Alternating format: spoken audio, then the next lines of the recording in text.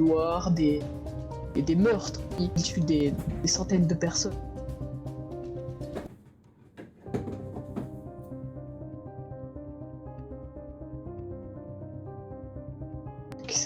Mais donc, avant que 096 soit confiné dans l'installation, enfin dans les installations tout court, avant qu'il soit capturé, 096 était un être humain, comme nous tous, comme vous tous. C'était un alpiniste jeune. Il devait avoir 22 ans, d'après les rapports consultés.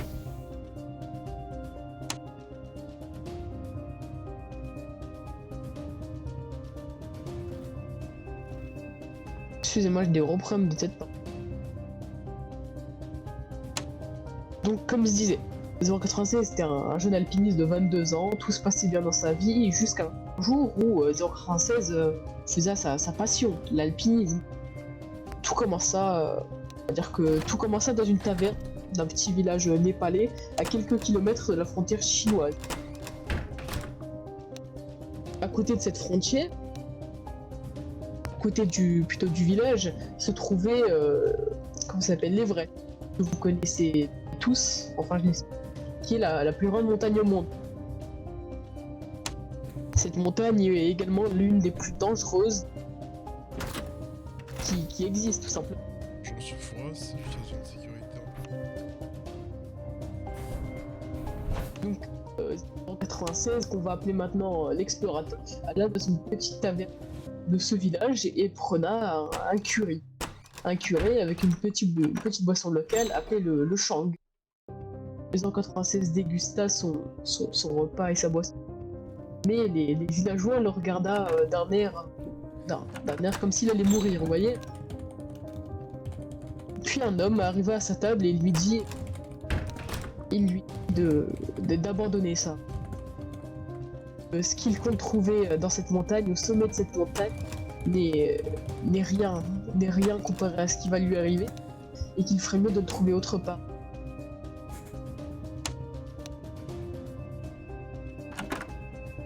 L'explorateur il commence à rire, ouais. Pour lui, cela n'est qu'un défi à plus, ça a compris.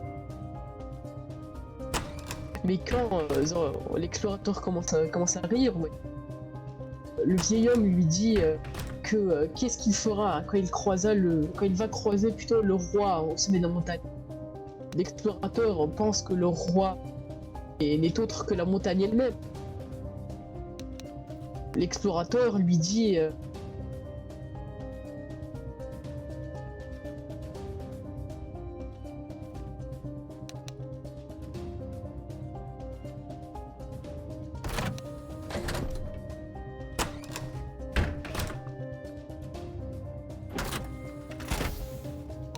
excusez-moi.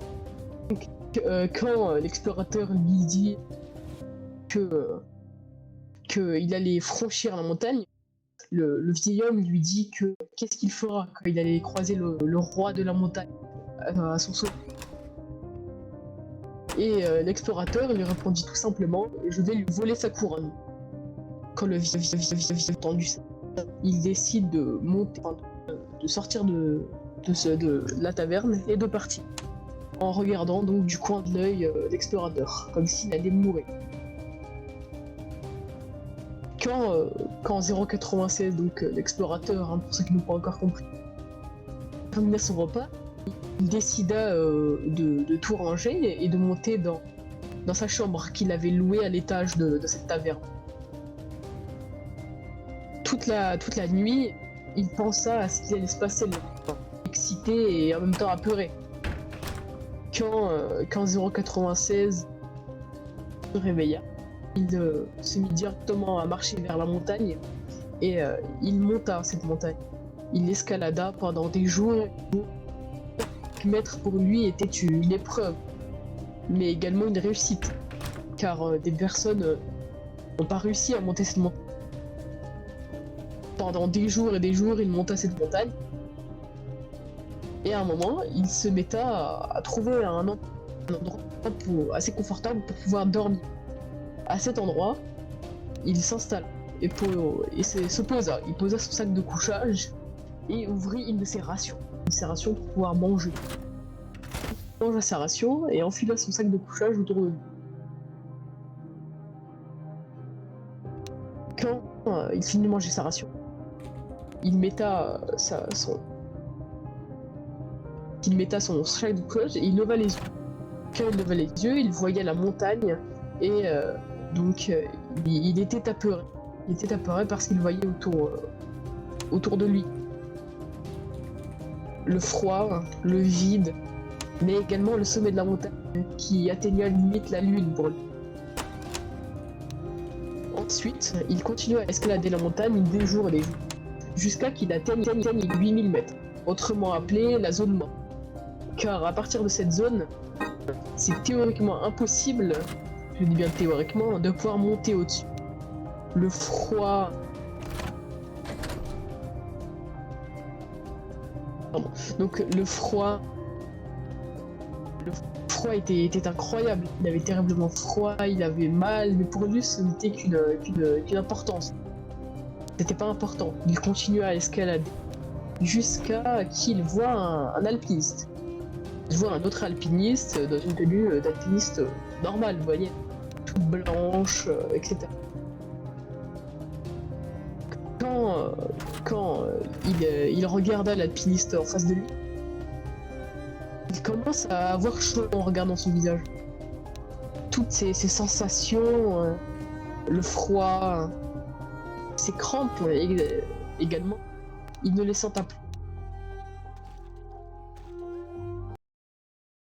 Et quand l'explorateur regarda le visage de l'alpiniste en face de lui,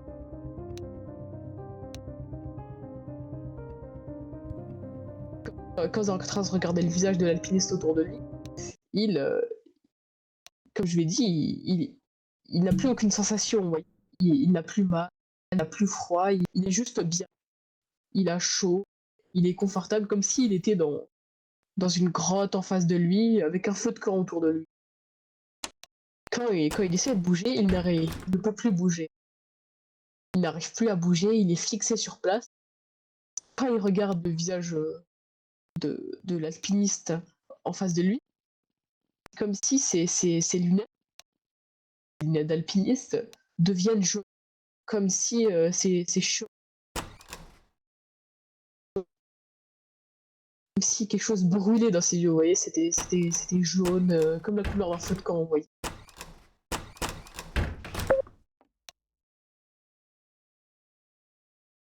Quand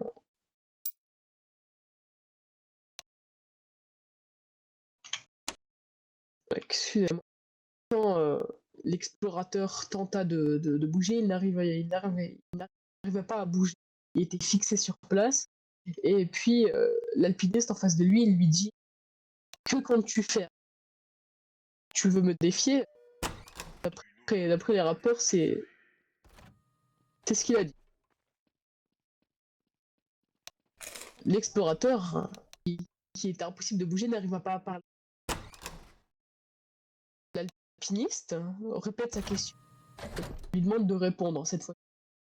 Et l'explorateur se couche par terre et s'excuse, comme si quelque chose le regardait mal, vous voyez. Il n'aimait pas la sensation dont l'alpiniste en face de lui le regarde. Il pleura, tandis que les gouttes sur son visage gela directement. Quand l'alpiniste en face de lui voyait ça, il commence à rigoler, et ensuite, on ne sait pas comment, sans doute grâce au pouvoir, hein, si on peut appeler ça comme ça, de la SCP en face de lui, 096 tomba de la montagne. Enfin, ne tomba pas, mais comme s'il se retrouva tout au début de la montagne. À chaque fois que 096 monta, trouva un endroit où il pouvait se reposer, il voya donc la personne en face de lui. À chaque fois qu'il monta, il voyait cette personne. Quand au moment où donc 096 trouva... Non, faut quand même que je me dépêche quand je fais ça. Il voya le SCP en face de lui, il regarda d'une façon comme s'il voulait le tuer, vous voyez. Les yeux jaunes, la lumière sortant de ses lunettes.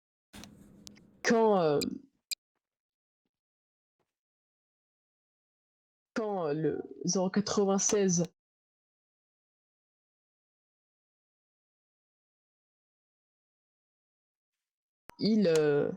ses vêtements se déchiraient au bout d'un moment.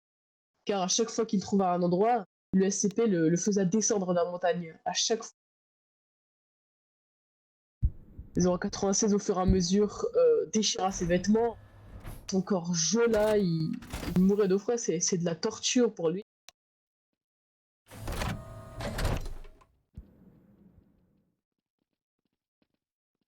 C'est de la torture pour 096. À chaque fois, il tentait de monter, mais sans plus. Il ne réussit jamais à monter cette montagne.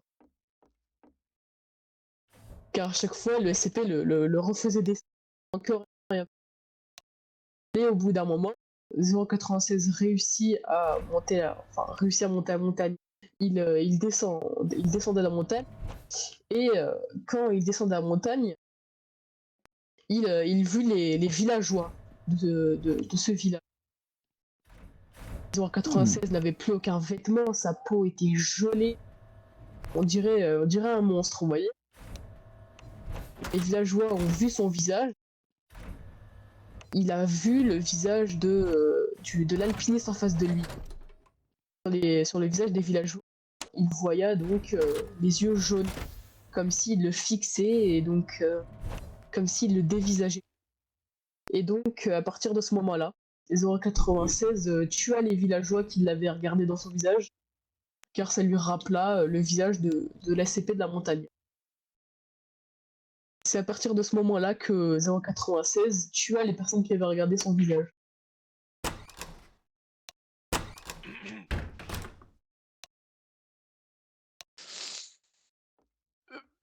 Merci beaucoup, monsieur Pévéloff, pour cette histoire fantastique Non mais... qui a plu à beaucoup de monde, j'imagine. Écoutez,